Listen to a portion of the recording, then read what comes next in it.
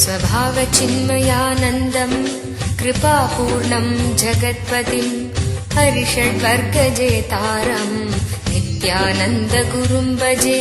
स्वभावचिन्मयानन्दम् कृपापूर्णम् जगत्पतिम् हरिषड्वर्गजेतारम् नित्यानन्दगुरुम् भजे। स्वभावचिन्मय. Like one common mother, when child leaves mother, always feels very sad. I don't want to let go and don't want to let go. Can you explain? If you can, what was your mother's reaction when you left the home? I know you will not leave, that is why I did not take birth to you. That is why I did not take birth to you. I can say, if mother is too possessive of a child, she will not even give birth. What to do then? Even giving birth is a form of a let go. She is allowing him to leave the body. Only a mother who is ready to allow that next level explosions to happen, who is ready to let go, who is ready to give inspiration, or who is ready to allow, can be the real mother. Understand? If you are that possessive, if you are that much sad, then you should not even give birth. You should continuously feed him through your umbilical cord. The umbilical cord connection should be continuously kept alive. Then carry him continuously. Why are you giving birth? Why are you allowing him to come out? How? Physically, only when you allow him to come out after 9 months, he can grow. Psychologically, after some time, only if you allow him to break from you, he can grow. Physical disconnection is birth, and psychological disconnection is sannyas. Understand? In that case, in that way, I am very fortunate. When I went and told my mother, it was late night. Still I remember. Late night, around 11 o'clock. I went to temple and spent some time, and usually that is the time I will come back. When I come back, I had my own key. I'll open and come inside. I used to wear the wooden sandals, so that will create a big noise and wake up the whole house. The house was stone, granite floor. Those days, the Indian houses are all built with granite and teak wood. My grandmother used to say that the house was 300 years old. 300 years, something like a 10-11 generation they are living in the same house. Of course, huge house. Whenever I enter with that wooden sandals, it will make such a big sound, tatak, tatak, tatak, tatak. Then they will wake up.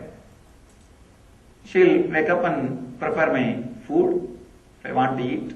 If I have finished eating in the temple itself, then she will say good night, that's all. She got up and she was about to prepare the food. I called her and said, see, I have decided that I am going to go for sannyas, so you can give me food tonight. Even though I finished eating, you can give this food. I'll eat, because from tomorrow I am not going to be here. I am going for sannyas. It was a very casual announcement to her. Of course, surely she had shock, and she did not tell anything. And another thing, important thing, all of them know from the beginning talking or convincing nothing will work with me. All they know is, before telling them, I will be very clear. But when I say, it means it is going to be done. That's all. And she just started pouring. The tears are rolling from her eyes. I looked at her and asked, what do you mean? Do you mean to say that I should not go? She just moved her head saying no. No, I did not say that. All I think is, I am crying because I am not able to control, accept, that's all. But I can't say you cannot go, because she knows one day it will happen. The beauty is, never said no, not only never said you cannot go. She told my father, he is telling that. My father started thinking that she shouted at me or she created some problem. That's why I am telling this. And my father said, why did you shout at him? Why did you create any problem? And you know how he is. And my mother said, no, I did not shout or anything. He just came and told directly. Then my father understood that the situation was not fight and anything. It was a straight, simple declaration. My father came to me and he sat and asked me.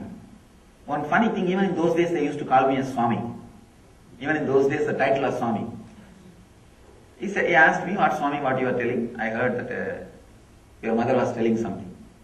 I said yes. And I was not worried or I was not emotional, I was not disturbed or anything. It was a simple conversation. Like a very casually how I used to have a very good relationship with the parents and very deep relationship. And I told him directly, yes, I have decided that I wanted to take sannyas and want to become enlightened. And it was shock for him. But he saw that I am very clear, balanced, cool, relaxed. Then he made only one statement. If you fall sick, just tell us that we want to take care of you. That's all. All he said is, if at all you fall sick anywhere during your travel, please inform us, we want to take care. That is the only thing we want. Nothing else. You do what you want. Never stood in between. Understand, only the pair, any relationship, when they are ready to allow the next phase, only then it's a healthy relationship.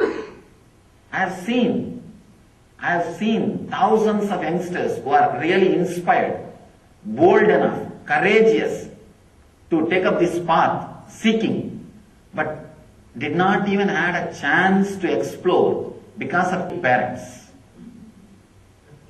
What they have done by marrying, and they lived all their lives, and they want to make their kids also just the same like a buffaloes as what they did.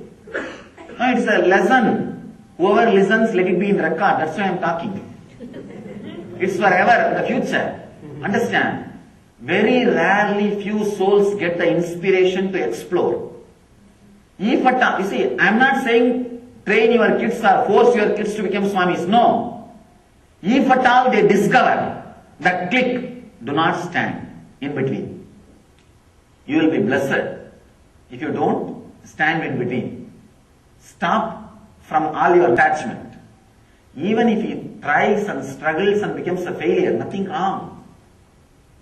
I would have been a failure for at least 10 times in my 10 births.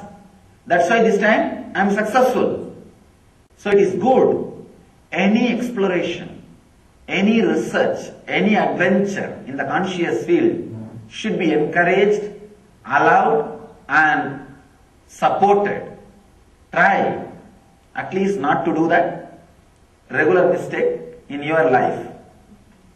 I really want to get out of these attachment and expectations, but having very hard time. Then I have hard time what to do. Then what to do?